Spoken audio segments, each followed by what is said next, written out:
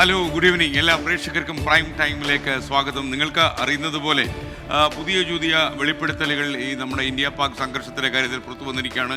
ഒരുപാട് ഹൈടെക് സംവിധാനങ്ങൾ നമ്മൾ പരീക്ഷിച്ചു. അതോടൊപ്പം തന്നെ ഈ വാർത്തകളുടെ എണ്ണവും കൂടി വരുന്നു. കാര്യം ഇതുവരെ നമ്മൾ സംഘർഷത്തിൻ്റെ വാർത്തകളുമായിട്ടൊക്കെ ചുറ്റിത്തിരിയായിരുന്നെങ്കിൽ ഇന്നിപ്പോൾ ഏറ്റവും അവസാനം ഡോക്ടർ ശശി തരൂരിനെ കോൺഗ്രസ് നേതൃത്വം താക്കീത് ചെയ്തു എന്നുള്ള രീതിയിലുള്ള വാർത്തകൾ വരുന്നു. വ്യക്തിപരമായ അഭിപ്രായങ്ങൾ പാർട്ടിയിൽ നിൽക്കുമ്പോൾ പ്രകടിപ്പിക്കാൻ പാടില്ല. ഡോക്ടർ തരൂരിനും കിട്ടി ശാസന. പ്രൈം ടൈം ആരംഭിക്കുന്നു.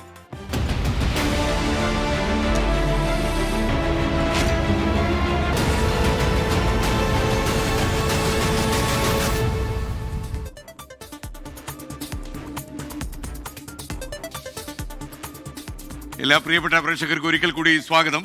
പ്രൈം ടൈം തുടരുകയാണ്. ഓപ്പറേഷൻ സിന്ദൂർ ദൗത്യത്തിന്റെ മുഴുവൻ വിവരങ്ങളും കേന്ദ്ര സർക്കാർ പുറത്തുവിട്ടു. ദൗത്യം സാങ്കേതികതയിൽ സ്വയം പര്യാപ്തം നേടിയ പുതിയ ഇന്ത്യയുടെ മുഖം. വ്യത്യസ്ത യുദ്ധമുറകൾക്കെതിരെയുള്ള സൈനിക പ്രതികരണമായി ഈ ദൗത്യം. നൂർഖാൻ, റഹീം യാർ ഖാൻ വ്യോമത്താവളങ്ങൾ തകർത്തത് കൃത്യതയുടെ തെളിവാണ്. തദ്ദേശീയമായി വികസിപ്പിച്ച ആകാശ് വ്യോമ പ്രതിരോധ സംവിധാനം മികച്ച രീതിയിൽ ശത്രു ഡ്രോണുകളെ പ്രതിരോധിച്ചുവെന്നും കേന്ദ്ര സർക്കാർ പറഞ്ഞു. ഡൽഹിയിൽ നിന്നും അജീഷ് ജയകുമാർ വിവരങ്ങളുമായി ചേരുകയാണ്. അജീഷ്, പ്രൈം ടൈമിലേക്ക് സ്വാഗതം. ഓരോ ദിവസം കഴിയുന്തോറും നമ്മൾ കൂടുതൽ വെളിപ്പെടുത്തലുകളുമായി കേന്ദ്ര സർക്കാരും മിലിറ്ററിയും രംഗത്ത് വരുന്നു. പറയൂ.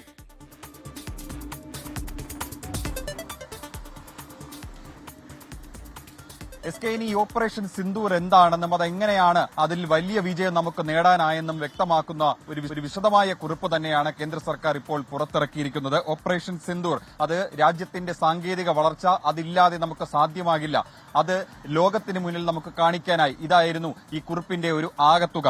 മാത്രമല്ല, വ്യത്യസ്ത യുദ്ധമുറകൾക്കെതിരെയുള്ള സൈനിക പ്രതികരണമാണ് ഓപ്പറേഷൻ സിന്ദൂർ. ദൌത്യം സാങ്കേതികതയിൽ സ്വയം പര്യാപ്തത നേടിയ ഇന്ത്യയുടെ മുഖമാണെന്നും കുറിപ്പിൽ പറയുന്നു. സാങ്കേതികവിദ്യ അതിർത്തിയിലെ ആദ്യ പ്രതിരോധമാണ്. ശക്തമായ നടപടിയും കൃത്യതയും ഈ ഓപ്പറേഷനിലൂടെ നമുക്ക് ഉറപ്പിക്കാനായി. അതിന്റെ ഉദാഹരണമാണ് പാകിസ്ഥാനിനകത്തെ നൂർ ഖാൻ, റഹീം യാർ ഖാൻ വ്യോമതാവളങ്ങൾ തകർത്ത ഇന്ത്യയുടെ തെളിവ്. മാത്രമല്ല, തദ്ദേശീയമായി വികസിപ്പിച്ച ആകാശ് വ്യോമ പ്രതിരോധ സംവിധാനങ്ങൾ മികച്ച രീതിയിൽ ശത്രു ഡ്രോണുകളെ പ്രതിരോധിച്ചു. കരനാവിക വ്യോമസേനകൾ അസാധാരണമായ സമന്വയത്തോടെ പ്രവർത്തിച്ചു. പാകിസ്ഥാനെ തിരിച്ചടിക്കാനുള്ള നിരവധി ശ്രമങ്ങളെ നമ്മൾ പരാജയപ്പെടുത്തി. വ്യോമ പ്രതിരോധ സംവിധാനങ്ങൾ തകർക്കാനാകാത്ത ഒരു മതിലായി മാറി. രാജ്യത്തിന്റെ സ്വത്തിന് നാശനഷ്ടം വരാതെയാണ് നമ്മൾ ഈ ഓപ്പറേഷൻ സിന്ദൂർ നടപ്പിലാക്കിയത്. പാകിസ്ഥാന് ചൈന നൽകിയ വ്യോമ പ്രതിരോധ സംവിധാനങ്ങളെ ഇന്ത്യൻ വ്യോമസേന മറികടന്നു. അതുകൊണ്ടാണ് വെറും 23 മിനിറ്റ് കൊണ്ട് ഓപ്പറേഷൻ സിന്ദൂർ നമുക്ക് നടപ്പിലാക്കാൻ സാധിച്ചത്. ഇന്ത്യയുടെ സാങ്കേതിക മികവ് തെളിയിക്കുന്നതായിരുന്നു ഈ ഓപ്പറേഷൻ. നശിപ്പിച്ച ശത്രു സൈന്യത്തിന്റെ ആയുധങ്ങൾ തെളിവടക്കം ഇന്ത്യയുടെ കൈവശമുണ്ട്. വിദേശത്ത് നിന്ന് ലഭിച്ച നൂതന ആയുധങ്ങൾ വരെ പാകിസ്ഥാൻ ഉപയോഗിച്ചിട്ടും ഇന്ത്യയുടെ തദ്ദേശീയ വ്യോമ പ്രതിരോധ സാങ്കേതിക വിദ്യകൾ അതിൽ നിന്നെല്ലാം മികച്ചു നിന്നു എന്നും രാജ്യം പറയുന്നു. രാജ്യത്തിന്റെ സുരക്ഷയ്ക്കും സംരക്ഷണത്തിനുമായി ISROയും നിരന്തരം പ്രവർത്തിക്കുന്നുണ്ട്. 10 ഉപഗ്രഹങ്ങളാണ് ഈ സെക്യൂരിറ്റിക്ക് വേണ്ടി മാത്രമായി നിരന്തരം പ്രവർത്തിച്ചുകൊണ്ടിരിക്കുന്നത്.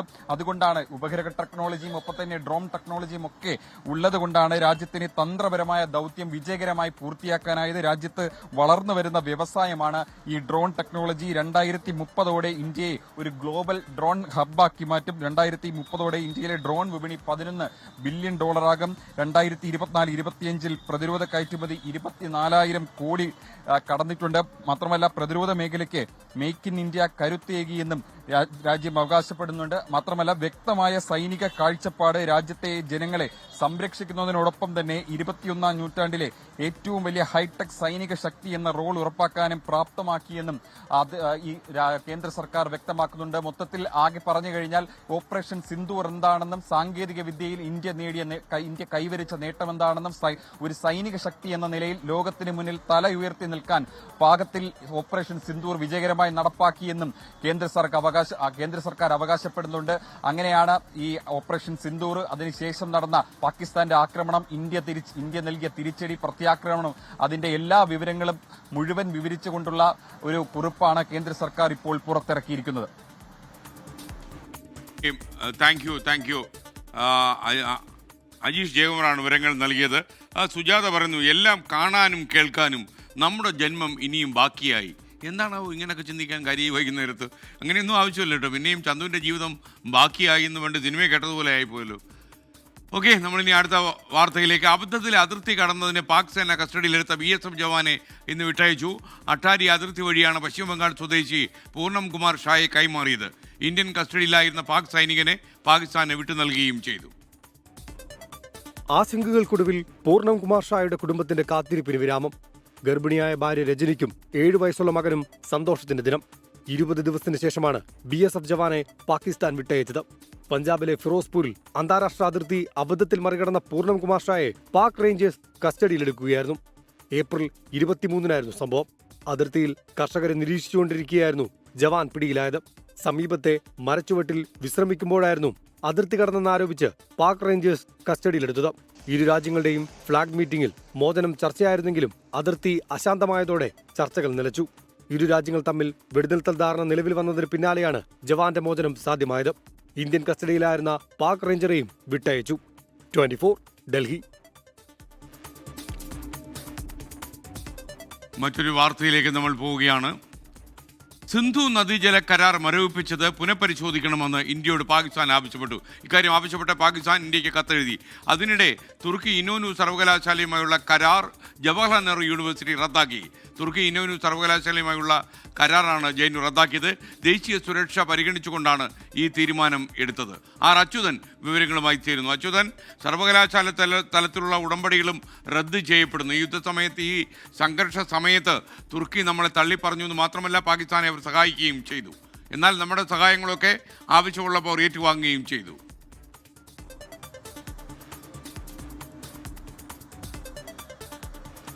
SK, 2 കാര്യങ്ങളാണ്. ഒന്ന്, ഈ പാകിസ്ഥാൻ ഒരു അഭ്യർത്ഥന ഇന്ത്യയോട് നടത്തിയിരിക്കുകയാണ്. ഈ പഹൽഗാം ഭീകരാക്രമണത്തിന് തൊട്ടു പിന്നാലെ, അത് നടന്ന തൊട്ടടുത്ത ദിവസമാണ് ഇന്ത്യ സിന്ധു നദീജല കരാർ മരവിപ്പിക്കുന്നത്. അതായത് ഭീകരവാദത്തെ പ്രോത്സാഹിപ്പിക്കുന്ന പാകിസ്ഥാന് ഈ നദീജലം നൽകാനാകില്ല എന്നായിരുന്നു ഇന്ത്യ സ്വീകരിച്ച നിലപാട്. പ്രധാനമന്ത്രി കഴിഞ്ഞ ദിവസം വ്യക്തമാക്കിയതും ഭീകരവാദം എന്ന് പാകിസ്ഥാൻ അവസാനിപ്പിക്കുന്നോ അന്ന് മാത്രമേ ഈ മരവിപ്പിച്ചിരിക്കുന്ന സിന്ധു നദീജല കരാർ മരവിപ്പിച്ച നടപടി പിൻവലിക്കൂ എന്നതാണ് ഇന്ത്യ സ്വീകരിച്ചിരിക്കുന്ന നയം. അതോടുകൂടി ഇപ്പോൾ പാകിസ്ഥാൻ പ്രതിസന്ധിയിലായിരിക്കുകയാണ്. പ്രത്യേകിച്ച് സിന്ധ് മേഖലകളിൽ വരൾച്ച നേരിടുന്നുണ്ട്, അവിടെ ജലദൌർലഭ്യം നേരിടുന്നുണ്ട്. അതിന് പിന്നാലെയാണ് ഇപ്പോൾ ഒരു കത്ത് ഔദ്യോഗികമായി ഇന്ത്യക്ക് പാകിസ്ഥാൻ അയച്ചിരിക്കുന്നത്. അതിൽ പറയുന്നത് ഈ സിന്ധു നദീജല കരാർ മരവിപ്പിച്ച നടപടി പുനഃപരിശോധിക്കണം. സിന്ധ് മേഖലയിൽ മരുഭൂമിയായി ആ മേഖല മാറുകയാണ്. ജലവിതരണം പുനരാരംഭിച്ചുകൊണ്ട് ഇന്ത്യ കരുണ കാണിക്കണം എന്നൊരു അഭ്യർത്ഥനയാണ് പാകിസ്ഥാന്റെ ഭാഗത്ത് നിന്ന് ഉണ്ടായിരിക്കുന്നത്. എന്തായാലും ഇതിൽ ഇന്ത്യ ഔദ്യോഗികമായി ഒന്നും പ്രതികരിച്ചിട്ടില്ല. മറ്റൊന്ന്, ഈ തുർക്കി ഇനോനു സർവകലാശാലയുമായുള്ള കരാർ JNU റദ്ദാക്കിയിരിക്കുകയാണ്. ഈ ദേശീയ സുരക്ഷ പരിഗണിച്ചുകൊണ്ടാണ് ആ തീരുമാനം. രാഷ്ട്രത്തോടൊപ്പം തങ്ങളും നിലകൊള്ളുന്നു എന്നായിരുന്നു JNU ഇതുമായി ബന്ധപ്പെട്ട് നടത്തിയ പ്രസ്താവന. ഈ 2025 ഫെബ്രുവരിയിലാണ് ഈ തുർക്കി ഇനോനുവുമായി ഈ ഒരു കരാറിൽ ഏർപ്പെടുന്നത്. 2028 വരെയായിരുന്നു ആ കരാർ. പക്ഷെ എന്തായാലും നിലവിലെ സാഹചര്യം കണക്കിലെടുത്തുകൊണ്ടാണ് ആ കരാർ ഇപ്പോൾ JNU അനിശ്ചിതകാലത്തേക്ക് റദ്ദാക്കിയിരിക്കുന്നത്. താൽക്കാലിക റദ്ദാക്കൽ എന്ന് വേണമെങ്കിൽ പറയാം. എന്തായാലും ആ ഒരു നടപടിയിലേക്ക് കടന്നിരിക്കുന്നു. ഇന്ന് രാവിലെ പല തുർക്കി വാർത്താ ഏജൻസികളെ അവരെ ബ്ലോക്ക് ചെയ്യുന്ന ഒരു സാഹചര്യം ഉണ്ടായിരുന്നു. ഒടുവിൽ അത് എല്ലാം പരിശോധിച്ചുകൊണ്ട് ആ നിരോധനം ഏർപ്പെടുത്തിയിരുന്നത് പിൻവലിക്കുകയും ചെയ്തിട്ടുണ്ട്. എന്തായാലും എല്ലാം ദേശീയ സുരക്ഷയുടെ ഭാഗമായാണ് ഇപ്പോൾ നടപടികൾ സ്വീകരിച്ചു വരുന്നത്. SK. Thank you Achuthan. Arju ചോദിക്കുന്നു, SK, കോൺഗ്രസിൽ ഒരു ഓപ്പറേഷൻ തരൂർ നടക്കുന്നുണ്ടോ? അത് കോൺഗ്രസ്സുകാർക്ക് മാത്രമേ അറിയാവൂ. പക്ഷെ ഒരു കാര്യം പറയാം, ഡോക്ടർ ശശി തരൂർ കുറച്ചു കാലമായി അസ്വസ്ഥനാണ് എന്നുള്ള കാര്യത്തിൽ സംശയമില്ല. മാത്രമല്ല, പാർട്ടി അച്ചടക്കങ്ങൾക്കൊക്കെ അപ്പുറം അദ്ദേഹത്തിൻ്റെ വ്യക്തിപരമായ ചില അഭിപ്രായങ്ങളൊക്കെ പ്രകടിപ്പിക്കുന്ന കോൺഗ്രസ് ക്യാമ്പിനെ തെല്ലെന്നുമല്ല അലോസരപ്പെടുന്നത്. ഡോക്ടർ തരൂരിനെ അനുനയിപ്പിക്കാനുള്ള ശ്രമങ്ങളൊക്കെ ഇതിൻ്റെ ഇടയിലുണ്ടായെങ്കിലും ഈ അടുത്ത കാലത്ത് അതിനെക്കുറിച്ചൊന്നും കേൾക്കുന്നില്ല. ഡോക്ടർ തരൂർ നിലപാടെടുക്കുന്നു, അത് കുറച്ച് വാർത്താ ചാനലുകളിലൊക്കെ നിറയുന്നു, ചിലപ്പോൾ നിറയാതെ ഇരിക്കുന്നു. പക്ഷേ ഡോക്ടർ തരൂർ നിശ്ചിതമായ ചില അഭിപ്രായങ്ങളുമായി മുന്നോട്ട് പോകുന്നു എന്നാണ് ഞാൻ മനസ്സിലാക്കുന്നത്. അരുണാചൽ പ്രദേശിലെ സ്ഥലങ്ങളുടെ പേര് മാറ്റാനുള്ള ചൈനയുടെ ശ്രമത്തെ ഇന്ത്യ ശക്തമായി എതിർത്തു. അരുണാചൽ പ്രദേശ് ഇന്ത്യയുടെ അവിഭാജ്യ ഘടകമാണ്. പേരുമാറ്റം യാഥാർത്ഥ്യങ്ങളെ ഇല്ലാതാക്കുന്നില്ല എന്നാണ് വിദേശകാര്യ മന്ത്രാലയത്തിന്റെ നിലപാട്. ഇതിനിടെ പാക് അനുകൂല പ്രചാരണം നടത്തിയതിന് ചൈനയുടെയും തുർക്കിയുടെയും വാർത്താ ഏജൻസികളുടെ X അക്കൗണ്ടുകൾക്ക് ഇന്ത്യയിൽ വിലക്കേർപ്പെടുത്തി. അരുണാചൽ പ്രദേശിലെ സ്ഥലങ്ങൾക്ക് പേരുമാറ്റാനുള്ള ചൈനയുടെ നീക്കത്തെ അസംബന്ധമെന്നാണ് വിദേശകാര്യ മന്ത്രാലയം വിശേഷിപ്പിച്ചത്. ചൈനയുടെ നീക്കത്തെ ശക്തമായി എതിർക്കുന്നുവെന്നും ഇന്ത്യ നിലപാട് അറിയിച്ചു. അരുണാചൽ പ്രദേശ് ഇന്ത്യയുടെ അവിഭാജ്യ ഘടകമാണ്. യാഥാർത്ഥ്യത്തെ നിഷേധിക്കാൻ കഴിയില്ലെന്നും വിദേശകാര്യ മന്ത്രാലയം പ്രസ്താവനയിൽ പറഞ്ഞു.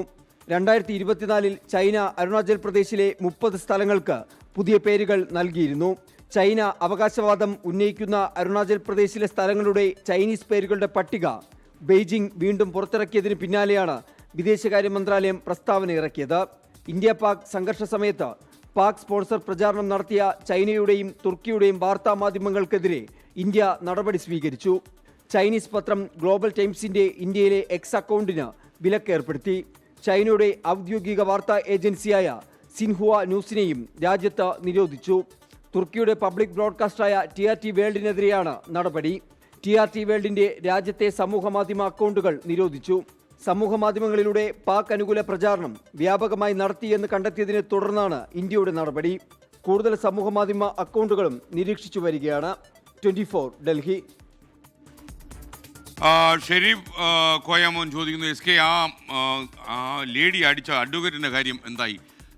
അവരും അഭിഭാഷകനാണ്, അഡ്വക്കേറ്റാണ്, അടിച്ച ആളും സീനിയർ അഡ്വക്കേറ്റാണ്. ആ അഡ്വക്കേറ്റിൻ്റെ കാര്യത്തിൽ ഏതാണ്ട് തീരുമാനമായിട്ടുണ്ട്. കാരണം വളരെ വലിയ വ്യാപകമായ പ്രതിഷേധമാണ് ഉയർന്നു വന്നിരിക്കുന്നത്. എന്ന് മാത്രമല്ല, ഇത്രയും നികൃഷ്ടമായി ഒരു ജൂനിയറിനെയൊക്കെ കൈകാര്യം ചെയ്യാൻ ഇയാൾക്ക് എങ്ങനെ കഴിഞ്ഞു എന്നുള്ളത് ഇപ്പോൾ പലരും നെറ്റിചുളിഞ്ഞ് ചോദിക്കുകയാണ്. മാത്രമല്ല, നിയമപരമായ നടപടികളുമായി പോലീസ് മുന്നോട്ട് പോകുന്നു. കൂടുതൽ പിന്തുണ വനിതാ കമ്മീഷൻ ഉൾപ്പെടെ ഈ ജൂനിയർ അഭിഭാഷകയ്ക്ക് നൽകുന്നു. വളരെ ക്രൂരമായ മർദ്ദനമാണ്. നിയമം നൽകുന്ന എല്ലാ ശിക്ഷകളും ഈ വക്കീൽ അർഹിക്കുന്നു എന്നുള്ളതാണ് യാഥാർത്ഥ്യം. തിരുവനന്തപുരം വഞ്ചൂരിലെ യുവ അഭിഭാഷകയെ മർദ്ദിച്ച അഡ്വക്കേറ്റ് ബെയ്ലിൻ ദാസിനെ പോലീസിന് ഇപ്പോഴും പിടികൂടാൻ കഴിഞ്ഞിട്ടില്ല. നിയമ പോരാട്ടം തുടരുമെന്ന് മർദ്ദനമേറ്റ അഡ്വക്കേറ്റ് ശ്യാമിലി പറഞ്ഞു. ബെയ്ലിൻ ദാസിന്റെ അഭിഭാഷക പ്രാക്ടീസ് ബാർ കൗൺസിൽ ഇപ്പോൾ വിലക്കിയിട്ടുണ്ട്. അത് നല്ല കാര്യം.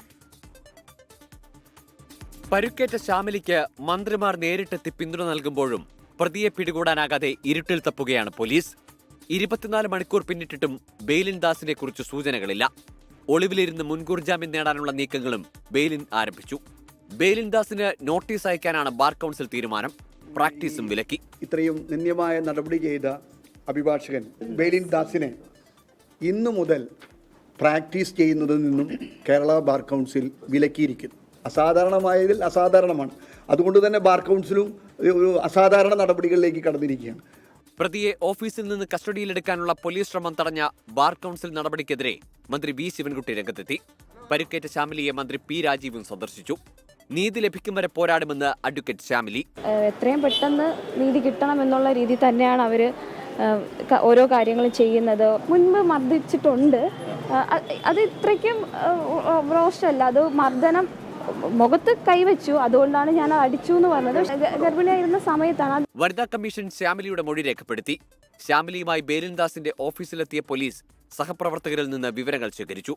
24 തിരുവനന്തപുരം. എന്തായാലും ബെയ്ലിൻ ദാസിന്റെ നടപടി കേരളം അങ്ങേയറ്റം അപലപിക്കുന്നു എന്നുള്ളതാണ് യാഥാർത്ഥ്യം. ഇദ്ദേഹത്തിന്റെ പ്രാക്ടീസ് ബാർ കൗൺസിൽ വിലക്കിയത് നല്ല നടപടിയായി എന്നാണ് മനസ്സിലാക്കുന്നത്. ഉചിതമായ നടപടിയാണ്. അത് സമയത്ത് വരികയും ചെയ്തു. ഇപ്പോൾ അദ്ദേഹം ഒളിവിലാണ്. പക്ഷേ അദ്ദേഹം എത്ര കാലം ഒളിച്ചിരിക്കും എന്നത് മറ്റൊരു ചോദ്യം. കൊച്ചിയിൽ ഇപ്പോൾ ശക്തമായിട്ട് മഴ പെയ്യുകയാണ്. കാക്കനാട് വാഴക്കാലയിലെ കടകളിലൊക്കെ വെള്ളം കയറി എന്ന റിപ്പോർട്ട് വരുന്നുണ്ട്. നഗരത്തിൽ വൻ ഗതാഗത കുരുക്കാണ് ഇപ്പോൾ അനുഭവപ്പെടുന്നത്. വെള്ളം കയറിയ വാഴക്കാലയിൽ നിന്ന് റാഫി കരീം തത്സമയം ചേരുകയാണ്. റാഫി, കടകളിലേക്ക് വെള്ളം കയറാനുള്ള സാഹചര്യം ഈ മെട്രോയുടെ പണി നടക്കുന്നുണ്ടാണോ അവിടെ? SK തീർച്ചയായും ഇപ്പോൾ ഞാൻ നിൽക്കുന്നത് വാഴക്കാല ജംഗ്ഷനിലാണ്. ഇവിടെ ഇപ്പോൾ നമുക്ക് ദൃശ്യങ്ങളിൽ കാണാം റോഡ് സൈഡിൽ നിന്ന് ഈ കടകളിലേക്ക് വെള്ളം കയറുന്നു. ഇപ്പോൾ അല്പമൊന്ന് മഴ ശമിച്ചിട്ടുണ്ട്. അതുകൊണ്ട് തന്നെ ഈ വെള്ളക്കെട്ടിന് ചെറിയൊരു കുറവ് വന്നിട്ടുണ്ട്. എന്നാൽ പോലും റോഡിൽ വാഹനങ്ങൾക്ക് മുന്നോട്ട് പോകാൻ കഴിയാത്ത തരത്തിലുള്ള വെള്ളക്കെട്ടുണ്ട്. ബൈക്ക് യാത്രക്കാരാണ് ഏറ്റവും അധികം ബുദ്ധിമുട്ടുന്നത്. അതുകൊണ്ട് തന്നെ വലിയ ഗതാഗത കുരുക്കും ഇപ്പോൾ റോഡിലുണ്ട്. ഇപ്പോൾ നമ്മൾ നിൽക്കുന്ന ഈ വാഴക്കാല ജംഗ്ഷനിൽ ഇവിടെ കടകളിലേക്ക് വെള്ളം കയറുന്ന ഒരു സാഹചര്യം ഉണ്ടായിരുന്നു. അല്പസമയം മുൻപെല്ലാം ഇവിടെ കടകളിലേക്ക് വെള്ളം കയറുകയും ചെയ്തിരുന്നു. ഇവിടെ ഉണ്ടായിരുന്ന ആളുകളാണ് ഈ വിവരം നമ്മളോട് അറിയിക്കുകയും ചെയ്തത്. ഇപ്പോൾ മഴ ശമിച്ച് അതിനുശേഷമാണ് ഇപ്പോൾ അല്പമൊന്ന് വെള്ളക്കെട്ട് കുറഞ്ഞിരിക്കുന്നത്. ഈ ബൈക്ക് യാത്രക്കാരാണ് ഏറ്റവും അധികം ബുദ്ധിമുട്ടുന്നത്. ഈ 2 ബൈക്ക് യാത്രക്കാർ ഈ വെള്ളക്കെട്ടിൽ വീണുകയും ചെയ്തിരുന്നു എന്നുള്ളതാണ് ഇവിടുത്തെ ഈ ആളുകൾ നമ്മളോട് പറയുന്നത്. ചേട്ടാ, എന്താണ് ഇവിടുത്തെ അവസ്ഥ? ഇത് ഇപ്പം മാസങ്ങൾ ഇപ്പം ഇതേ സെയിമില്ല. ഈ മഴ വന്നു കഴിഞ്ഞാൽ മൊത്തത്തിൽ ബ്ലോക്കായിട്ട് നിൽക്കുകയാണ്. വെള്ളം 1 മീറ്ററോളം നിൽക്കുകയാണ്. കടൻ്റെ അകത്ത് പോലും കയറി ഉള്ള പ്രോബ്ലങ്ങളാണ് ഇപ്പോൾ കാണുന്നത്. ഇതിൻ്റെ ഇവിടുത്തെ ഒരു പാലുണ്ടായിരുന്നു. ഇതിൻ്റെ ഈ തൊട്ടടുത്തുള്ളത് അത് ഇവർ അവിടെ പറമ്പുകളെല്ലാം തൂർത്തുപോയ കാരണത്താൽ അവരത് ബ്ലോക്ക് ചെയ്തിട്ട് അവർ മീറ്റിംഗ് വെച്ചിട്ട് അവരത് പരാജയപ്പെടുകയാണ്. എന്നാൽ ആ കാരണത്താൽ അവർ ആ പാലം മൂടി കളഞ്ഞിരിക്കുകയായിരിക്കും. ഈ ഒരു കാലയോട് ഇവിടെ ജനങ്ങൾ വളരെ ബുദ്ധിമുട്ടുന്നുണ്ട്. ഇവിടെയുള്ള വീട്ടുകാർക്ക് പോലും വെള്ളം കയറിയിട്ട് ഒന്നിനും സാധിക്കാത്തൊരു സ്ഥിതിയിലാണ്. അതുകൊണ്ട് ഇതിന് ഒരു തീരുമാനങ്ങൾ എന്തെങ്കിലും എത്രയും പെട്ടെന്ന് ഒന്ന് കണ്ട്. എത്ര സമയം ഇപ്പൊ ഈ വെള്ളക്കെട്ട് തുടങ്ങിയിട്ട്? ഇതിപ്പോ മണിക്കൂർ കഴിഞ്ഞ് ഒരു 2 മണിക്കൂറോളം അടുത്തായി. ഈ മഴ തുടങ്ങിയ സമയത്ത് മഴ വൈദ്യുതി തുടങ്ങുന്ന സമയത്ത് തന്നെ ഇവിടേക്കാണ് എല്ലാം വന്ന് വെള്ളം കൂടെ. 2 ഭാഗവും ഉയർച്ചയിലുള്ള സ്ഥലങ്ങളാണ്. അത് 2 ഭാഗത്തുനിന്ന് വെള്ളം വന്ന് വീഴുന്ന പന്തിയുള്ള സ്ഥലമാണ് ഇത്. അത് ഇവരെ അറിഞ്ഞും കൊണ്ടാണ് ഇത്. ഇവിടുത്തുള്ള വാർഡ് മെമ്പർമാരായാലും കൗൺസിലർമാരായാലും ആരും ഇത് അവരെ അവരെ എല്ലാത്തിനും ഒരു മന്ദരിച്ചിട്ട് ഇട്ടിരിക്കുകയാണ്. ഇതിവിടെ നാട്ടുകാരാണ് ഇതിന് ചെയ്തിട്ടില്ല. അതിന് അവരാരും അതിനുള്ള ഒരു തീരുമാനത്തിൽ എത്തുന്നില്ല. എല്ലാവർക്കും അവരെ സ്ഥലങ്ങൾ ചെയ്യുന്നുള്ള ഒരു ബന്ധിയിലോട്ടേക്ക് എടുക്കുന്നത്. തീർച്ചയായും ഇവിടെ നടത്തുന്ന ഒരു വ്യാപാര സംബന്ധിച്ച് ജോലി ചെയ്യുന്നൊരു ആൾ കൂടി ഇവിടെ. എന്തായിരുന്നു അവസ്ഥ അല്പസമയം മുൻപൊക്കെ ഇവിടെ? ഇതിപ്പോ വേനൽ മഴ എന്ന് പറയുന്നത്, പക്ഷെ വേനൽ മഴ അല്ല, കാലവർഷം നേരത്തെ തുടങ്ങിയെന്ന് തോന്നുന്നത്. അതേപോലുള്ള അടിപൊളി മഴ ഇവിടെ. എന്താ ചെയ്യാ, ഒരു ബ്ലോക്ക് എന്ന് പറഞ്ഞാൽ ഒരു രക്ഷയില്ല. ജനങ്ങൾക്ക് ഇത്രയും ഭയങ്കര ബുദ്ധിമുട്ടായിട്ടുള്ള. ഈ കടയിലേക്കൊക്കെ വെള്ളം കയറിയായിരുന്നു? കടയിലേക്ക് വെള്ളം കയറി, ഹോട്ടലിലേക്ക് വെള്ളം കയറി, ഇങ്ങോട്ട് വെള്ളം കയറി. ഇവിടെയാണെങ്കിൽ ഒരു കാണ പോലും ഈ മെട്രോക്കാർ അനുവദിച്ച് തന്നിട്ടില്ല. കാണ വെച്ചിട്ടില്ല ഇവിടെ. ഇവരാ ഇലക്ട്രിക്കലിന്റെ ഇത് മാത്രമേ കൊടുത്തിട്ടുള്ളൂ. കാണ വെള്ളം പോകാനുള്ള സജ്ജീകരണങ്ങൾ ഇവർ ചെയ്തിട്ടില്ല. യാത്രക്കാരൊക്കെയോ വരെ കാണ പാലാരം വാഴക്കാലം വരെ ഈ കാണുന്നുണ്ട്. അവിടെ നിന്ന് ഇവിടം വരെ, അതായത് പടമുകള് ഈ പമ്പ് വരെ കാണൊന്നും പണിത് വെച്ചിട്ടില്ല. ഈ മഴ വന്നാൽ എങ്ങോട്ട് പോകും ഈ വെള്ളമൊക്കെ? എങ്ങും പോകാനില്ല. ഇവിടെ ഇങ്ങനെ തങ്ങി നിന്ന് ജനങ്ങൾക്ക് ബുദ്ധിമുട്ടായിട്ട് വരും. തീർച്ചയായും എസ് കെ ഇവർ സൂചിപ്പിച്ചതുപോലെ തന്നെ ഈ മഴ തുടങ്ങിയത് മുതൽ ഈ വെള്ളക്കെട്ട് ആരംഭിച്ചിട്ടുണ്ട്. ഈ വെള്ളക്കെട്ട് ഏകദേശം 2 മണിക്കൂറായി ഇതുപോലെയുള്ള വെള്ളക്കെട്ട് തുടരുന്നു. അല്പം ആശ്വാസമുണ്ട്. ഇപ്പോൾ നമ്മൾ എത്തിയത് ഈ സമയത്ത് വെള്ളക്കെട്ട് അല്പം ആശ്വാസമുണ്ട്. കാരണം ഈ മഴ ഒന്ന് ശമിച്ചപ്പോഴാണ് ഈ വെള്ളക്കെട്ട് അല്പം ഒന്ന് കുറഞ്ഞിരിക്കുന്നത്. നേരത്തെ ഈ വെള്ളക്കെട്ട് കടകളിലേക്ക് വെള്ളം കയറുന്ന ഒരു സാഹചര്യം വരെയും എത്തിയിരുന്നു എന്നുള്ളതാണ്. ഇതിന്റെ പ്രധാനപ്പെട്ട കാരണമായി ഇവിടുത്തെ വ്യാപാരികളും ആളുകളും ചൂണ്ടിക്കാണിക്കുന്നത് ഈ മെട്രോ നിർമ്മാണത്തിന്റെ ഭാഗമായി സ്ഥാപിച്ചിരിക്കുന്ന ഈ സേഫ്റ്റി ബാരിക്കേഡുകൾ. ഈ മെട്രോ നിർമ്മാണം നടക്കുന്ന പ്രദേശത്തെയും റോഡിനെയും തിരിച്ചുകൊണ്ട് വച്ചിരിക്കുന്ന ഈ സേഫ്റ്റി ബാരിക്കേഡുകൾ നിലനിൽക്കുന്നത് കൊണ്ട് വെള്ളം മറ്റു സൈഡിലേക്ക് പോകാൻ കഴിയുന്നില്ലാത്ത സ്ഥിതിയുണ്ട്. അതുകൊണ്ട് ഈ ഒരു ഭാഗത്ത് വെള്ളം കെട്ടിക്കിടക്കുന്നതാണ്. എന്നാൽ ഈ ഭാഗത്തുള്ള കാന അത് മെട്രോ അധികൃതർ മൂടിയിരിക്കുന്നു എന്നുള്ളതാണ്. മെട്രോയുടെ കേബിളുകൾ മാത്രം പാസ് ചെയ്യാൻ കഴിയുന്ന അത്ര സ്പേസ് മാത്രമേ ഈ കാനകളിൽ ഉൾപ്പെട്ടിട്ടുള്ളൂ എന്നുള്ളതാണ് ഇവിടുത്തെ ആളുകൾ പറയുന്നത്. അത് ഒരു പരിധിവരെ ശരിയുമാണ്. കാരണം ഈ വെള്ളം ഇവിടെ നിന്ന് മാറാത്ത സാഹചര്യമുണ്ട്. ഈ കാനകളെല്ലാം നവീകരിച്ചാൽ മാത്രമേ ഈ വെള്ളക്കെട്ട് ഒഴിവാകുകയുള്ളൂ. ഇപ്പോൾ പെയ്തിരിക്കുന്നത് 1, 2, 3 മണിക്കൂർ മാത്രം നിലനിൽക്കുന്ന മഴയാണ്. ഇനി വരാൻ പോകുന്നത് ഒരു കാലവർഷമാണ്. മണിക്കൂറുകൾ നീണ്ടു നിൽക്കുന്ന, ദിവസങ്ങൾ നീണ്ടു നിൽക്കുന്ന മഴ ഈ പ്രദേശത്തുണ്ടാവും. റാഫി കരീമാണ് വിവരങ്ങൾ നൽകിയത് വാഴക്കാലയിൽ നിന്ന്. ഈ വളരെ അപ്രതീക്ഷിതമായി വന്ന മഴ കാരണം വാഴക്കാലയിലെ കടകളിൽ വെള്ളം കയറി നല്ല വെള്ളക്കെട്ട് അനുഭവപ്പെടുന്നത് മാത്രവുമല്ല, അവിടെ നല്ല ട്രാഫിക് ബ്ലോക്കും ഉണ്ടെന്നാണ് റാഫി കരീം റിപ്പോർട്ട് ചെയ്തത്. വിശ്വൻ കെ പറയുന്നു, ശശി തരൂർ ആർജവും ലോകത്തെ പഠിച്ച കക്ഷിയുമാണ്. വെറും കോൺഗ്രസുകാർക്ക് അപമാനിക്കാനുള്ള ഐറ്റം അല്ല ഡോക്ടർ തരൂർ എന്നാണ് പറയുന്നത്. അങ്ങനെ കോൺഗ്രസുകാർക്ക് ചിന്തയുണ്ടോ എന്ന് എനിക്കറിയില്ല കേട്ടോ. സംസ്ഥാനത്ത് 8 ജില്ലകളിൽ യെല്ലോ അലർട്ട് പ്രഖ്യാപിച്ച കേന്ദ്ര കാലാവസ്ഥാ വകുപ്പ്. ഒറ്റപ്പെട്ട ശക്തമായ മഴയ്ക്ക് സാധ്യതയുണ്ടെന്ന് മുന്നറിയിപ്പ്. തിരുവനന്തപുരം, പത്തനംതിട്ട, ഇടുക്കി, പാലക്കാട്, മലപ്പുറം, കോഴിക്കോട്, വയനാട്, കണ്ണൂർ ഈ ജില്ലകളിൽ യെല്ലോ മുന്നറിയിപ്പ് വന്നിട്ടുണ്ട്. സുജിത് സുരേന്ദ്രൻ ടെലിഫോണിൽ തിരുവനന്തപുരം. സുജിത്തെ, പ്രൈം ടൈമിലേക്ക് സ്വാഗതം. താങ്കൾ പറയൂ.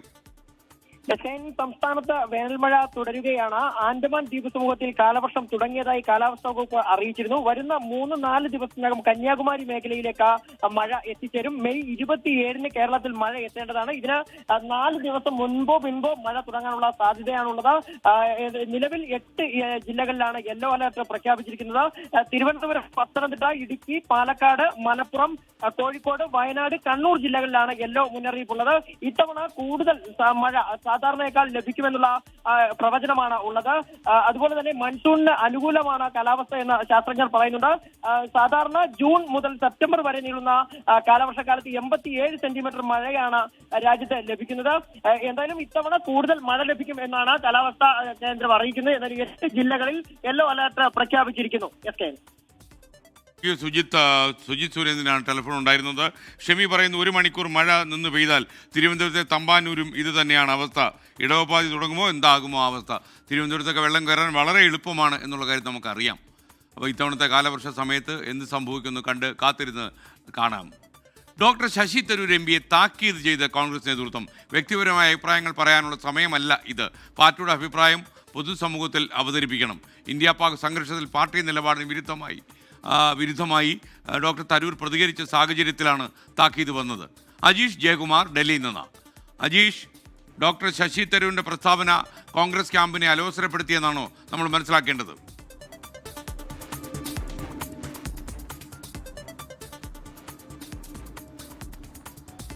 അങ്ങനെയാണ്. ശശി തരൂരും ഒപ്പം തന്നെ പാർട്ടിയുടെ നിലപാടും രണ്ട് വഴിക്ക്, അത് പല സംഭവങ്ങളിലും അങ്ങനെ ഉണ്ടായിട്ടുണ്ട്. ഇത് ആദ്യമായിട്ടല്ല ശശി തരൂർ പാർട്ടിയുടെ അഭിപ്രായത്തിൽ നിന്ന് വിരുദ്ധമായിട്ട് സ്വന്തം അഭിപ്രായം പറയുന്നത്. ഇന്ന് വൈകിട്ട് AICC ആസ്ഥാനത്ത് രാഹുൽ ഗാന്ധിയുടെ അധ്യക്ഷതയിൽ ചേർന്ന യോഗത്തിലാണ് ശശി തരൂരിനെതിരെ വിമർശനമുണ്ടായത്. രാഹുൽ ഗാന്ധിയെ കൂടാതെ തന്നെ AICC general secretary KC Venugopal, ഒപ്പം തന്നെ മുതിർന്ന കോൺഗ്രസ് നേതാക്കളൊക്കെ തന്നെ ഈ യോഗത്തിൽ പങ്കെടുത്തിരുന്നു. ശശി തരൂരും ഈ യോഗത്തിനുണ്ടായിരുന്നു. അപ്പോഴാണ് ഈ ഇന്ത്യ പാക് ഈ സംഘർഷം, ഇതിനെക്കുറിച്ച് ശശി തരൂർ നടത്തിയ പ്രതികരണങ്ങൾ പാർട്ടിക്ക് വലിയ തലവേദനയായി. അതിൽ താക്കീത് നൽകിയത്. ഇത് സ്വന്തം അഭിപ്രായം പറയേണ്ട സമയമല്ല ഇതെന്നായിരുന്നു താക്കീത് നൽകിയിരിക്കുന്നത്. ശശി തരൂരിന്റെ അഭിപ്രായം ഇങ്ങനെയായിരുന്നു. ഈ യുദ്ധം ഇത് ഒരു സീസ് ഫയറിൽ എത്തിയ സമയത്ത്, ഈ സംഘർഷം ഒരു സീസ് ഫയർ എത്തിയ സമയത്ത് കോൺഗ്രസ് പറഞ്ഞത് 1971 സ്ഥിതി, അത് ഇന്ദിരാഗാന്ധിയുടെ ചിത്രമൊക്കെ പങ്കുവെച്ചുകൊണ്ട്, ഇന്ദിരയായിരുന്നെങ്കിൽ പാകിസ്ഥാനെ ഒരു പാഠം പഠിപ്പിച്ചതിനെ, ഇങ്ങനെ പെട്ടെന്നൊരു വെടിനിർത്തലിന് എത്തില്ലായിരുന്നു തുടങ്ങിയ അതായിരുന്നു കോൺഗ്രസിന്റെ അഭിപ്രായം. മാത്രമല്ല ട്രംപ് ഇത്തരത്തിൽ അമേരിക്കയുടെ ഒരു ഇടപെടൽ, അതിനെയും കോൺഗ്രസ് രൂക്ഷമായി വിമർശിച്ചിരുന്നു. ഒരു മൂന്നാം കക്ഷി ഇന്ത്യയും പാകിസ്ഥാനും തമ്മിലുള്ള തർക്കത്തിൽ ഇടപെടുന്നു, അത് മുമ്പ് ഉണ്ടായിട്ടില്ല എന്നതായിരുന്നു കോൺഗ്രസിന്റെ വിമർശനം. എന്തായാലും 1971 സ്ഥിതിയല്ല 2025 ശശി തരൂർ പറഞ്ഞത്. മാത്രമല്ല രാജ്യം ഒരു യുദ്ധം ആഗ്രഹിക്കുന്നില്ല, അതുകൊണ്ട് വെടിനിർത്തൽ തീരുമാനം അത് നന്നായിരുന്നു. അമേരിക്കയല്ല ആരായിരുന്നു ഇടപെട്ടാലും അത് കുഴപ്പമില്ല എന്നുള്ളൊരു സമീപനമായിരുന്നു ശശി തരൂർ എടുത്തത്. എന്തായാലും 1971 യുദ്ധത്തിൽ ഇന്ദിര അത് വീറോടെ നേരിട്ടു. ബംഗ്ലാദേശ് എന്നൊരു രാജ്യം രൂപീകരിച്ചു. 1972 സിംല കരാർ, അത് ഇന്ത്യയും പാകിസ്ഥാനും, കശ്മീർ വിഷയത്തിൽ ഇന്ത്യയും പാകിസ്ഥാനും ഉഭയകക്ഷിപരമായിട്ടുള്ള ചർച്ചകൾ മാത്രമേ നടക്കുകയുള്ളൂ. ഒരു മൂന്നാം കക്ഷി, അത് അമേരിക്ക എന്നല്ല ഐക്യരാഷ്ട്രസഭയെ പോലും ഇടപെടിക്കാൻ സമ്മതിച്ചിരുന്നില്ല. അതിൽ നിന്നുള്ള വിപരീതമായൊരു സമീപനമാണ് ശശി തരൂർ സ്വീകരിച്ചത്. ഇതിനെതിരെയായിരുന്നു ഇന്നത്തെ വിമർശനമുണ്ടായത്. Okay, thank you. അജീഷ് ജയകുമാറാണ് ഡൽഹിയിൽ നിന്ന് വിവരങ്ങൾ നൽകിയത്. ജ്യോതിഷ് മണ്ണാർക്കാട് പറഞ്ഞു, ലഹരിക്കെതിരെ അങ്ങ് നടത്തിയ യാത്രയിൽ മണ്ണാർക്കാട് വെച്ച് പങ്കെടുത്ത ആളാണ് ഞാൻ. ഇന്ന് ആ യാത്ര കൊണ്ട് എന്തെങ്കിലും മാറ്റം ഉണ്ടായതായി അങ്ങ് കരുതുന്നുണ്ടോ? സർക്കാർ എന്തെങ്കിലും നടപടിയെടുത്തോ? തീർച്ചയായിട്ടും ആ യാത്ര കൊണ്ട് ഒരു വലിയ അവബോധം കേരളത്തിലുടനീളം ഉണ്ടാക്കാൻ കഴിഞ്ഞു. മാത്രവുമല്ല നമ്മുടെ അന്വേഷണ ഏജൻസികൾക്ക്, പ്രത്യേകിച്ച് പോലീസിനും എക്സൈസിനും ഒരു പുതിയ ആവേശം അതുമൂലം ഉണ്ടാക്കാൻ കഴിഞ്ഞു. സർക്കാരും കടുത്ത നടപടിയെടുത്തിട്ടുണ്ട്. എത്രയോ റെയ്ഡുകളാണ് ഇതിൻ്റെ പശ്ചാത്തലത്തിൽ നടന്നതെന്ന കാര്യം നമ്മൾ ഓർമ്മിച്ചുകൂടാ. കാരണം ഈ റെയ്ഡുകൾ നടക്കുന്നിടത്തോളം കാലം അതിന് ശമനം ഉണ്ടാകുമെന്ന് പറയാൻ കഴിയില്ല. കൂടുതൽ ലഹരി വസ്തുക്കൾ, പ്രത്യേകിച്ച് രാസലഹരി കേരളത്തിലേക്ക് കടന്നുപോയി എന്നാണ് നമ്മുടെ അന്വേഷണത്തിൽ മനസ്സിലാക്കാൻ കഴിഞ്ഞത്. നമ്മുടെ ജാഗ്രത, മുൻകരുതൽ, നമ്മുടെ കർക്കശമായ ശിക്ഷാ നടപടികൾ, നിയമ നടപടികളെല്ലാം കൊണ്ടു നടന്നാലേ നമ്മുടെ നാട്ടിന് വന്നു ഭവിച്ചിരിക്കുന്ന ഈ അപജയത്തിൽ നിന്ന് നമുക്ക് നാട് രക്ഷിക്കാൻ കഴിയൂ. തീർച്ചയായിട്ടും അത് സർക്കാർ തലത്തിലും അല്ലാത്തവരും ഒക്കെ തന്നെ നമ്മളെ കാണുമ്പോഴും പറയുന്നുണ്ട്. ഏജൻസികൾക്കും പോലീസിനും എക്സൈസിനും വലിയൊരു സമ്മർദ്ദമാണ് ഈ യാത്ര നൽകിയത്. അത് ഞാൻ നടത്തിയതുകൊണ്ടല്ല, ആരിങ്ങനൊരു യാത്ര നടത്തിയാലും അത് പ്രത്യേകിച്ചൊരു മാധ്യമത്തിൻ്റെ സപ്പോർട്ടോടെ നടത്തുമ്പോൾ അതിൻ്റെ പിന്തുണയിൽ അത് വലിയൊരു ഇമ്പാക്റ്റ് ഉണ്ടാക്കും. നമ്മളത് ഇത്ര ദിവസം നടന്നുകൊണ്ട് ഒരു പ്രയോജനം ഉണ്ടായില്ലായിരുന്നെങ്കിൽ അത് ഞാൻ പറയുകയും ചെയ്തേനെ. കാര്യം അത്രയും സത്യസന്ധതയൊക്കെ മാധ്യമത്തിൽ കാണിക്കണമെന്നുള്ള അഭിപ്രായക്കാരാണ് ഞാൻ. ഇനി ഇടവേള കഴിഞ്ഞ് വരുമ്പോൾ നമുക്ക് പ്രധാനപ്പെട്ട വാർത്തകളൊന്നും പരിശോധിക്കാം. പെട്ടെന്ന് ആദ്യം ബ്രേക്ക്. ഈ മണിക്കൂർ വരുന്ന ഏറ്റവും പ്രധാനപ്പെട്ട വാർത്തകളിലേക്ക് നമ്മൾ കടക്കുന്നു. Headlines. You are watching 24 from News Headquarters, Kochi. Operation സിന്ദൂറിന്റെ കൂടുതൽ വിവരങ്ങൾ പുറത്തുവിട്ട കേന്ദ്ര സർക്കാർ. ദൗത്യം ആസൂത്രണം ചെയ്തത് 10 ഉപഗ്രഹങ്ങളുടെ സഹായത്തോടെ. പാകിസ്ഥാന്റെ ചൈനീസ് നിർമ്മിത പ്രതിരോധ സംവിധാനങ്ങളെ തച്ച് തകർത്തു. ഇന്ത്യയുടെ തദ്ദേശീയ വ്യോമ പ്രതിരോധ സംവിധാനം ഫലപ്രദമായി. മിഷൻ പൂർത്തിയാക്കിയത് 23 മിനിറ്റിനുള്ളിൽ. പുതിയ ഡ്രോൺ പ്രതിരോധ സംവിധാനമായ പാർഗബാസ്ത്ര വിജയകരമായി ഇന്ത്യ പരീക്ഷിച്ചു.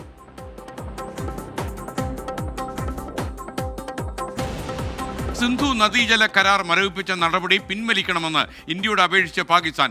സിന്ധ് മേഖല മരുഭൂമിയായി മാറുകയാണെന്നും തീരുമാനം പുനഃപരിശോധിക്കണമെന്നും അഭ്യർത്ഥന. ചൈനീസ് പത്രം ഗ്ലോബൽ ടൈംസിന് നിരോധനം നീക്കി ഇന്ത്യ. തുർക്കി പബ്ലിക് ബ്രോഡ്കാസ്റ്ററായ TRT വേൾഡിന് ഏർപ്പെടുത്തിയ വിലക്കും നീക്കി.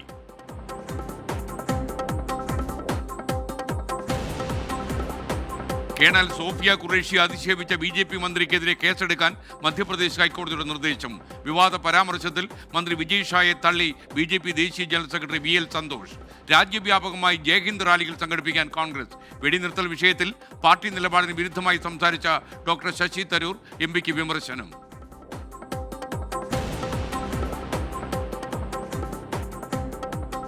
കണ്ണൂർ മലപ്പുറത്ത് കോൺഗ്രസ് CPM സംഘർഷം.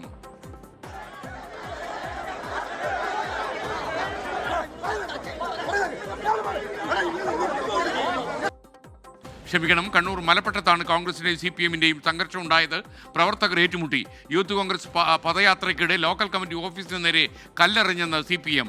അടിച്ചാൽ തിരിച്ചടിക്കുമെന്ന് K സുധാകരൻ MP. പല്ലുപോയ സിംഹം എന്ന് എഴുതി കണ്ടു. സന്തോഷം. അധികം പല്ല് വേണ്ട, പല്ലില്ലെങ്കിലും നൊണ്ടുകൊണ്ടും കടിക്കാം.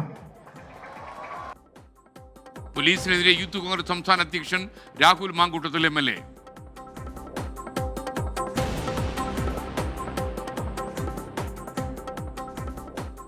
സംസ്ഥാനത്ത് മഴ മുന്നറിയിപ്പ് പുതുക്കി. ഒറ്റപ്പെട്ട ശക്തമായ മഴയ്ക്ക് സാധ്യത. ഇന്ന് 8 ജില്ലകളിൽ യെല്ലോ അലർട്ട്. കൊച്ചി വാഴക്കാലയിൽ കടകളിൽ വെള്ളം കയറി. മേഖലയിൽ വൻ ഗതാഗത കുരുക്ക്. കാലവർഷം ഈ മാസം 27ഓടെ കേരളത്തിലെത്തും.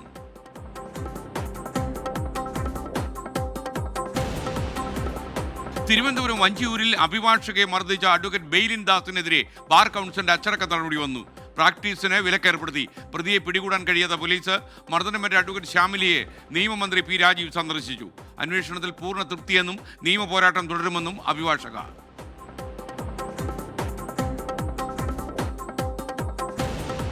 വനംവകുപ്പ് കസ്റ്റഡിയിലെടുത്ത ആളെ കോന്നി MLA KU ജനീഷ് കുമാർ ബലമായി മോചിപ്പിച്ചെന്നു ആരോപണം. JCB ഡ്രൈവറെ വനംവകുപ്പ് കസ്റ്റഡിയിലെടുത്തത് കാട്ടാന ഷോക്കേറ്റ് ചരിഞ്ഞ കേസിൽ. ദക്ഷിണ മേഖല CCFനോട് വനം മന്ത്രി റിപ്പോർട്ട് തേടി. MLAക്ക് വിമർശനം. വളരെ സൂക്ഷ്മതയോടുകൂടി ജനങ്ങൾ വിലയിരുത്തുന്ന ഒരു കാലമാണിത്.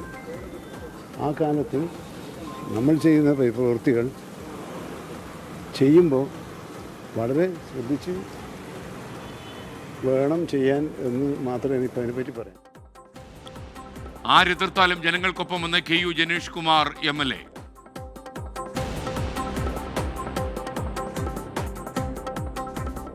ഛത്തീസ്ഗഡിലെ ബിജാപൂരിൽ വൻ മാവോയിസ്റ്റ് വേട്ട. 31 മാവോയിസ്റ്റുകളെ വധിച്ചു. വൻ ആയുധശേഖരം പിടിച്ചെടുത്തു. രാജ്യത്തെ ഏറ്റവും വലിയ മാവോയിസ്റ്റ് വിരുദ്ധ നീക്കമെന്ന് അമിത്ഷാ. അടുത്ത കൊല്ലം മാർച്ചോടെ മാവോയിസ്റ്റുകളെ പൂർണ്ണമായി ഇല്ലാതാക്കുമെന്നും കേന്ദ്ര ആഭ്യന്തരമന്ത്രി. 24 ബിഗ് ബ്രേക്കിംഗ്. ശമ്പളത്തിന് പിന്നാലെ PSC അംഗങ്ങളുടെ പെൻഷനും വർദ്ധിപ്പിച്ച് സംസ്ഥാന സർക്കാർ. ആനുകൂല്യം ലഭിക്കുക സർക്കാർ സർവീസിൽ ഉണ്ടായിരുന്ന PSC അംഗങ്ങൾക്കും ചെയർമാൻമാർക്കും. ഉത്തരവിന്റെയും മന്ത്രിസഭ അംഗീകരിച്ച കുറിപ്പിന്റെയും പകർപ്പ് 24-ന്.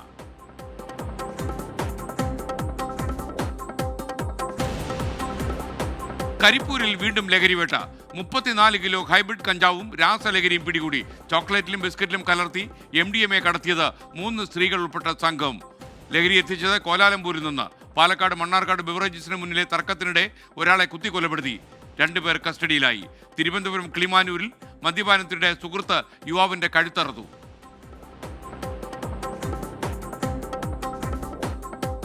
നിർണായക പ്രഖ്യാപനങ്ങളുമായി റിയാദിലെ ഗൾഫ് അമേരിക്ക ഉച്ചകോടി. ഭീകരതയെ പിന്തുണയ്ക്കുന്നത് അവസാനിപ്പിച്ചാൽ ഇറാനുമായി നല്ല ബന്ധമാകാമെന്ന് അമേരിക്കൻ പ്രസിഡന്റ് ഡൊണാൾഡ് ട്രംപ്. ആണവ പദ്ധതിയുമായി ഇറാൻ മുന്നോട്ട് പോകരുതെന്നും ആവശ്യം. സൗദി സന്ദർശനം പൂർത്തിയാക്കി ഡൊണാൾഡ് ട്രംപ് ഖത്തറിലെത്തി. പ്രധാന വാർത്തകൾ കഴിയുന്നു.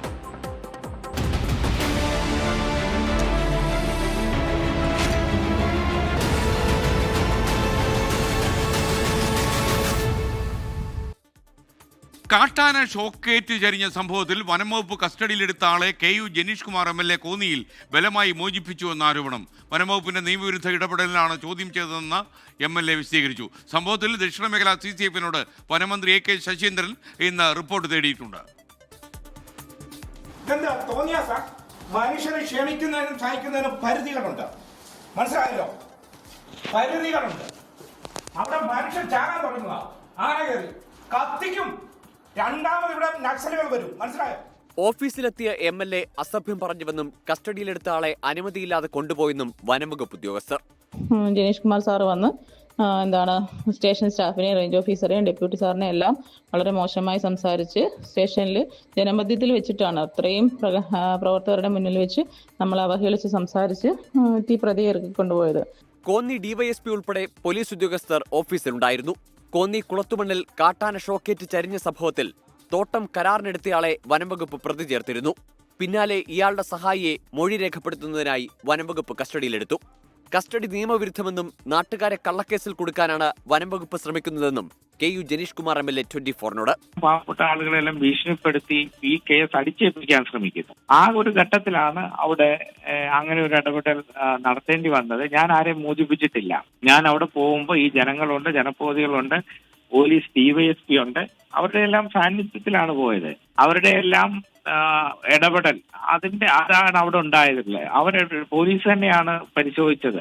സംഭവം ചർച്ചയായതിന് പിന്നാലെ തല പോയാലും ജനങ്ങൾക്കൊപ്പമെന്ന് MLA സമൂഹമാധ്യമത്തിൽ കുറിച്ചു. കസ്റ്റഡിയിലെടുത്തയാളെ പ്രതി ചേർത്തിരുന്നില്ലെന്നും മൊഴി രേഖപ്പെടുത്താൻ വിളിച്ചു വരുത്തിയപ്പോൾ MLA പ്രശ്നങ്ങളുണ്ടാക്കിയെന്നുമാണ് വനംവകുപ്പിന്റെ ആരോപണം. MLAക്കെതിരെ വനം മന്ത്രിക്കുൾപ്പെടെ പരാതി നൽകാൻ ഒരുങ്ങുകയാണ് ജീവനക്കാർ. 24 പത്തനംതിട്ട. KU ജനീഷ് കുമാർ MLA പരോക്ഷമായി വിമർശിച്ച മന്ത്രി AK ശശീന്ദ്രൻ, ജനപ്രതിനിധികളുടെ പ്രവർത്തനങ്ങൾ ജനങ്ങൾ വിലയിരുത്തുമെന്ന ബോധം വേണം. ഉദ്യോഗസ്ഥരുടെ മനോവീര്യം തകർക്കുന്ന രീതിയിൽ MLA പെരുമാറുമോ എന്നത് അറിയില്ലെന്നും മന്ത്രി പറഞ്ഞു. MLA കൂടി ഉൾക്കൊള്ളുന്ന ഒരു വാർത്തയായതുകൊണ്ട് തന്നെ അതിൻ്റെ എല്ലാ വശങ്ങളും പരിശോധിച്ചതിന് ശേഷം കൃത്യമായി ഒരു അഭിപ്രായം പറയാൻ സാധിക്കുകയുള്ളൂ. ജനപ്രതിനിധികളുടെ പ്രവർത്തനത്തെ വളരെ സൂക്ഷ്മതയോടുകൂടി ജനങ്ങൾ വിലയിരുത്തുന്ന ഒരു കാലമാണിത്. ആ കാലത്ത് നമ്മൾ ചെയ്യുന്ന പ്രവൃത്തികൾ ചെയ്യുമ്പോൾ വളരെ ശ്രദ്ധിച്ച് വേണം ചെയ്യാൻ എന്ന് മാത്രമേ എനിക്ക് അതിനെപ്പറ്റി പറയാൻ. വന്യജീവി ആക്രമണങ്ങളും മറ്റ് പ്രശ്നങ്ങളും ഉണ്ടാകുമ്പോൾ നിരന്തരം ബലിയാടാകുന്നതിൽ വനംവകുപ്പ് ഉദ്യോഗസ്ഥർക്ക് കടുത്ത അതൃപ്തി. ഉദ്യോഗസ്ഥർക്കെതിരെ നടപടിയെടുത്ത് പ്രശ്നങ്ങൾ അവസാനിപ്പിക്കുന്നുവെന്നും വിമർശനമുയരുന്നു. ഇക്കാര്യങ്ങൾ ചൂണ്ടിക്കാണിച്ച് വനംവകുപ്പിലെ വിവിധ സംഘടനകൾ ഒരുമിച്ച് വനംവകുപ്പ് മന്ത്രിയെ കാണാൻ പരിപാടിയുണ്ട്. AV ജയശങ്കർ പത്തനംതിട്ടയിൽ നിന്ന് ലേറ്റസ്റ്റ് വിവരങ്ങളുമായി ചേരുന്നു. ജയശങ്കർ, പ്രൈം ടൈമിലേക്ക് സ്വാഗതം. എന്താണ് ഈ വനംവകുപ്പിലെ ജീവനക്കാർക്ക് അവരെ ബലിയാടാക്കുന്നു എന്നൊരു തോന്നൽ വന്നിട്ടുണ്ടോ?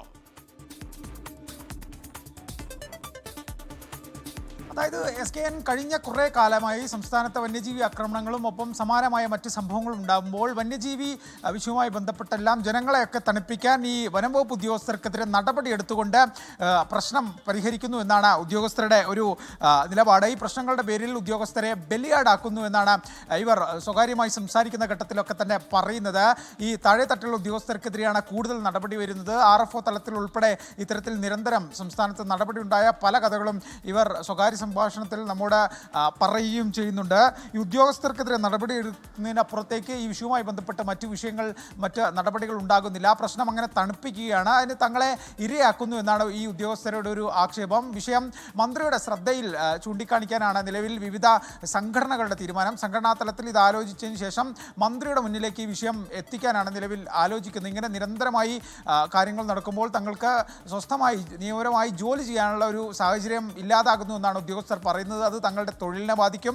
കൃത്യമായി ഇത്തരം തുടർ നടപടികളുമായി പല കേസുകളിലും പോകുമ്പോൾ മനോവീര്യത്തെ ബാധിക്കുമെന്നുള്ള ആക്ഷേപമൊക്കെ ഉദ്യോഗസ്ഥർ പങ്കുവെക്കുന്നുണ്ട്. അത് സംസ്ഥാനത്ത് തന്നെ നടന്ന പല കേസുകളുടെയും കൂടി അടിസ്ഥാനത്തിലാണ്. ഈയിടെ പത്തനംതിട്ടയിൽ തന്നെ ഉണ്ടായ ഒപ്പം തന്നെ വേടൻ കേസുമായി ബന്ധപ്പെട്ടൊക്കെ തന്നെ ഉണ്ടായ നടപടികൾ ഇതിന് ഉദാഹരണമായി ഈ ഉദ്യോഗസ്ഥർ തന്നെ ചൂണ്ടിക്കാണിക്കുന്നുണ്ട്. അങ്ങനെ ഒട്ടനവധി വിഷയങ്ങളാണ് ഇവർ ചൂണ്ടിക്കാണിക്കുന്നത്. നിരന്തരമായി ഉദ്യോഗസ്ഥർക്കെതിരെ നടപടിയെടുത്ത് വിഷയങ്ങൾ അവസാനിപ്പിക്കുമ്പോൾ തങ്ങൾ ബലിയാടാകുന്നെന്നും തങ്ങളുടെ മനോവീര്യം നഷ്ടപ്പെടുന്നുവെന്നാണ് ഉദ്യോഗസ്ഥർ എന്തായാലും ചൂണ്ടിക്കാണിക്കുന്നത്. ഇന്ന് ഈ കോന്നിയിലെ വിഷയവുമായി ബന്ധപ്പെട്ട് ഈ ഉദ്യോഗസ്ഥ സംഘടനകളുടെ കൂടി ഒരു സമ്മർദ്ദത്തിന് വഴങ്ങിയാണ് പെട്ടെന്ന് മന്ത്രി ഇതുമായി ബന്ധപ്പെട്ട ഒരു റിപ്പോർട്ട് CCFനോട് ആരാഞ്ഞതെന്നാണ് നമ്മൾ മനസ്സിലാക്കുന്നത്. എന്തായാലും ഉദ്യോഗസ്ഥർക്ക് പല വകുപ്പ് തലത്തിലെ പല നടപടികളിലും വലിയ അതൃപ്തി ഉണ്ടെന്നാണ് മനസ്സിലാക്കുന്നത്. ഈ അതൃപ്തി പരസ്യമായി പുറത്തു വന്നിട്ടില്ലെങ്കിൽ പോലും പല സംഘടനകളും പല തരത്തിലും ഈ അതൃപ്തി പല ഇടങ്ങളിലും പ്രകടിപ്പിച്ചു എന്നും മനസ്സിലാക്കുന്നു. എന്തായാലും സംഘടനകൾ എന്തായാലും മന്ത്രിയെ കാണാനുള്ള ആലോചനയിലാണ്. അത് എന്നുണ്ടാകും എന്നറിയില്ല. പക്ഷേ വനം വകുപ്പിലെ ഉദ്യോഗസ്ഥർക്കിടയിൽ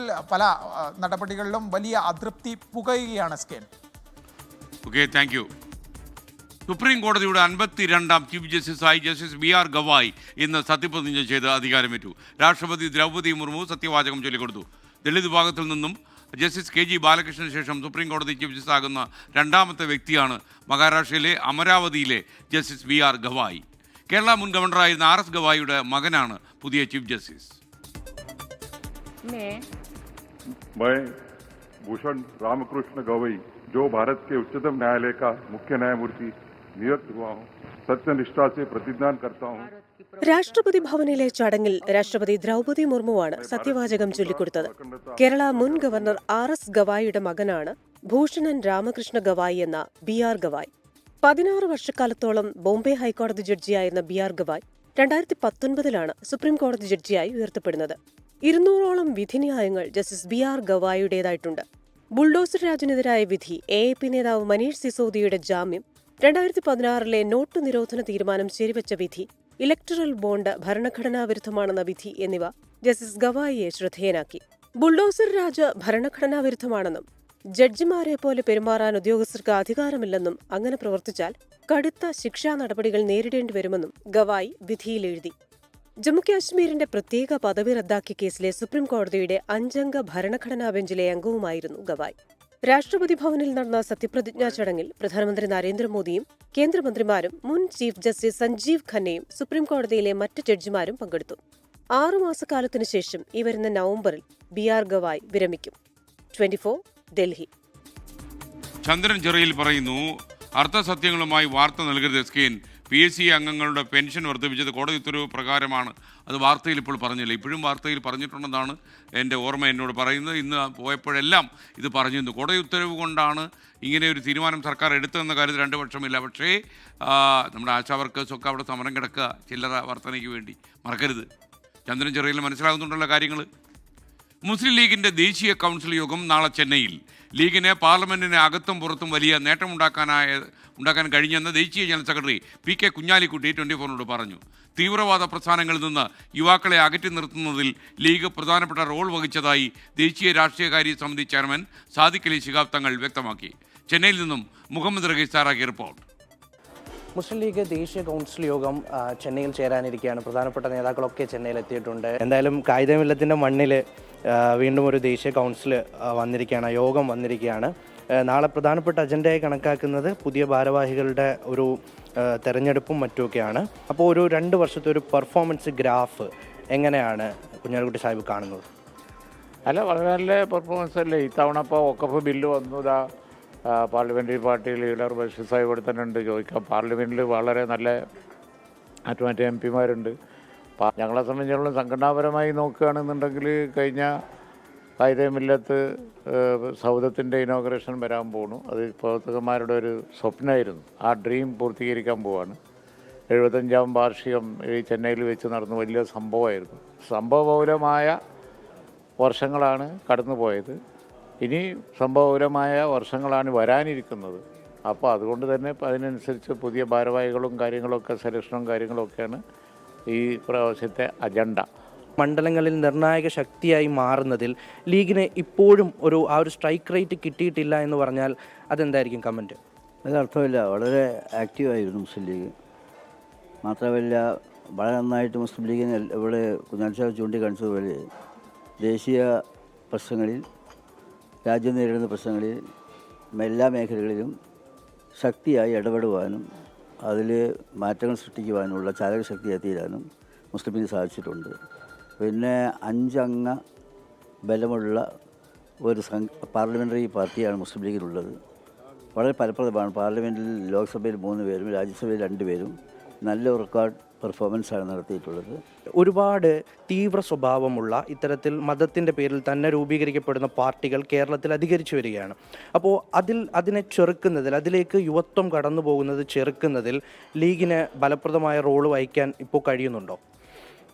മുസ്ലിം ലീഗിൻ്റെ പ്രഖ്യാപിതമായിട്ടുള്ള നയങ്ങൾ തന്നെ മതസൗഹാർദ്ദത്തിൻ്റെയും മതേതരത്വത്തിൻ്റെയും നിലപാടാണ്. അതിൽ നിന്ന് ഒരു വിട്ടുവീഴ്ചയ്ക്ക് മുസ്ലിം ലീഗ് തയ്യാറല്ല. എത്ര പ്രകോപനം ഉണ്ടായാലും മുസ്ലിം ലീഗ് ഉറച്ചു നിൽക്കുന്ന തീരുമാനം എന്നുള്ളത് മതസൗഹാർദ്ദത്തിന് കോട്ടം വരരുത്, രാജ്യസ്നേഹപരമായിട്ടുള്ള നിലപാടുകളാണ് എപ്പോഴും മുസ്ലിം ലീഗ് എടുത്തിട്ടുള്ളത്. വെടിനിർത്തൽ കൊണ്ടുവന്നതിൽ അമേരിക്കയുടെ റോളിനെ പറ്റി ഒരു വലിയ രീതിയിൽ ചർച്ച നടന്നുകൊണ്ടിരിക്കുകയാണ്. അതിനെക്കുറിച്ച് ഇപ്പോൾ അഭിപ്രായം പറഞ്ഞത് ശരിയില്ല. അത് ഗവൺമെൻറ്റിനോടൊപ്പമാണ് ഞങ്ങളുടെ നിലപാട്. അപ്പോൾ എന്തായാലും ദേശീയ കൗൺസിൽ യോഗം ലീഗിൻ്റേത് ചെന്നൈയിലായിരിക്കും പുരോഗമിക്കുക. നാളെ പ്രധാനപ്പെട്ട തീരുമാനങ്ങളൊക്കെയും ഉണ്ടാവും. പുതിയ നേതൃത്വം ഉണ്ടാകുമെന്നാണ് പ്രതീക്ഷിക്കുന്നത്. ചെന്നൈയിൽ നിന്നും ക്യാമറമാൻ ശ്രീകാന്ത് ഗൗരീഷ് ഭട്ടത്തോടൊപ്പം മുഹമ്മദ് റഹീസ്, 24. പ്രേക്ഷകർക്ക് വീണ്ടും സ്വാഗതം. പ്രൈം ടൈമിൻ്റെ അവസാന ഘട്ടത്തിലേക്ക് കടക്കുകയാണ്. കൊച്ചി കടവന്ത്രയിൽ പഴകിയ ഭക്ഷണം പിടികൂടിയ കേസിൽ നടപടിയുമായി റെയിൽവേ. കാറ്ററിംഗ് സ്ഥാപനത്തിന് 1 ലക്ഷം രൂപ പിഴയിട്ടു. കോർപ്പറേഷൻ ലൈസൻസ് എടുക്കുന്നതിൽ കാറ്ററിംഗ് സ്ഥാപനത്തിന് വീഴ്ച സംഭവിച്ചുവെന്നാണ് അന്വേഷണ റിപ്പോർട്ട്. വന്ദേ ഭാരത് ഉൾപ്പെടെയുള്ള ട്രെയിനുകളിൽ വിതരണം ചെയ്യുന്ന കാറ്ററിംഗ് സെന്ററിൽ നിന്നാണ് ആരോഗ്യവകുപ്പിന്റെ മിന്നൽ പരിശോധനയിൽ പഴകിയ ഭക്ഷണം പിടിച്ചെടുത്തത്. റെയിൽവേ കരാറുകാരന്റെ കടവന്ത്രയിലെ കാറ്ററിംഗ് സെന്ററിൽ നടത്തിയ പരിശോധനയിലാണ് പഴകിയ ഭക്ഷണം പിടികൂടിയത്. നാട്ടുകാരുടെ പരാതിയെ തുടർന്നാണ് കൊച്ചി കോർപ്പറേഷൻ ആരോഗ്യ വിഭാഗം പരിശോധന നടത്തിയത്. ഇവിടെ നിന്നും തയ്യാറാക്കുന്ന ഭക്ഷണം കവറുകളിലാക്കിയാണ് ട്രെയിനുകളിൽ വിതരണം ചെയ്യുന്നത്. വന്ദേ ഭാരതിൻ്റെതടക്കം പേരുകളുള്ള കവറുകൾ ഇവിടെ നിന്നും കണ്ടെത്തി. അഴുകിയ ഇറച്ചി, ചീമുട്ട, ചപ്പാത്തി, ദാൽ മസാലകളടക്കം വൃത്തിഹീനമായ നിലയിലാണ് ഭക്ഷ്യവസ്തുക്കൾ സൂക്ഷിച്ചതും ഭക്ഷണം പാകം ചെയ്യുന്നതും. യാതൊരു സുരക്ഷിതമില്ലാതെ വെറുതെ തുറന്നു വെച്ച അവസ്ഥയിലായിരുന്നു രാവിലെ വരുമ്പോൾ കണ്ടെത്തിയത്. അതിന്റെ അടിസ്ഥാനത്തിലാണ് നമ്മളിത് പിടിച്ചെടുത്തത്. പലതവണ ഇവർക്ക് വാണിംഗ് കൊടുത്തിട്ടുള്ളതാണ്, നോട്ടീസ് കൊടുത്തിട്ടുള്ളതാണ്. സ്ഥാപനത്തിലെ ജീവനക്കാരായ ഇതര സംസ്ഥാന തൊഴിലാളികൾ താമസിക്കുന്ന കേന്ദ്രത്തിൽ നിന്നും പഴകിയ ഭക്ഷ്യവസ്തുക്കൾ പിടികൂടിയിട്ടുണ്ട്. പാകം ചെയ്യുന്ന ഭക്ഷണം റെയിൽവേ സ്റ്റേഷനിലേക്കാണ് എത്തിക്കാറുള്ളതെന്ന് സ്ഥാപനത്തിലെ ഡ്രൈവർ. ഹോട്ടലിലെ ട്രെയിനുക്ക് വന്ദേ ഭാരത് മേൽഗാഡിന്ന് சொல்லுவாங்க. റെയിൽവേ സംഭവത്തിൽ പ്രാഥമിക അന്വേഷണം നടത്തി. ഇതിന് പിന്നാലെയാണ് കാറ്ററിംഗ് സ്ഥാപനത്തിനെതിരെ നടപടിയെടുത്തത്. കിച്ചൺ അടച്ചുപൂട്ടിയെങ്കിലും ഇതേ കാറ്ററിംഗ് സർവീസിന്റെ മറ്റു കിച്ചണിൽ നിന്നും ഭക്ഷണം വിതരണം ചെയ്യുന്നത് തുടരുമെന്നും റെയിൽവേ അറിയിച്ചു. കൊടുക്കുന്ന കാശിന് നല്ല ഭക്ഷണം യാത്രക്കാരന്റെ അവകാശമാണ്. എന്നാൽ കൊള്ള ലാഭം മാത്രം മുന്നിൽ കണ്ട് പ്രവർത്തിക്കുന്ന ഇത്തരം സ്ഥാപനങ്ങൾക്കെതിരെ ശക്തമായ നടപടിയാണ് ഇനി ഉണ്ടാകേണ്ടത്. കൊച്ചിയിൽ നിന്ന് മാഹിൻ ജാഫറിനൊപ്പം നിതിൻ അംബുജൻ, 24. എന്തായാലും ചില പ്രേക്ഷകർ ചോദിക്കുന്നു, വലിയ ചാർജ് ഈടാക്കുന്ന വന്ദേ ഭാരത് ട്രെയിനിലൊക്കെ തന്നെ നല്ല ഭക്ഷണം കൊടുക്കാൻ ഉത്തരവാദിത്വം റെയിൽവേക്കല്ലേ? ഈ വന്ദേ ഭാരതിൽ മാത്രമല്ല, സാധാരണ ജനങ്ങൾ സഞ്ചരിക്കുന്ന ട്രെയിനുകളിലും നല്ല ഭക്ഷണം കൊടുക്കാനും നല്ല സാഹചര്യം ഉണ്ടാക്കാനും റെയിൽവേക്ക് ഉത്തരവാദിത്വമുണ്ട്. അതവർ ചെയ്യുകയും വേണം. വളരെ അഭിമാനത്തോടെ ഈ രാജ്യത്ത് ഓടിക്കൊണ്ടിരിക്കുന്ന വന്ദേ ഭാരതിൽ ഇത്തരം വൃത്തികെട്ട ഭക്ഷണങ്ങൾ കൊടുക്കുക എന്ന് പറഞ്ഞാൽ ആ ട്രെയിനിൻ്റെ സൽപ്പേരിന് തന്നെ കളങ്കമാകും എന്നാണ് ഞാൻ വിശ്വസിക്കുന്നത്. കാര്യം നല്ല ട്രെയിനാണ് വന്ദേ ഭാരത്, സംശയമൊന്നുമില്ല. ഇനി കാലാവസ്ഥ. ഇപ്പോഴത്തെ കാലാവസ്ഥ സമർപ്പിക്കുന്നത് Berger paints 100 years of trust.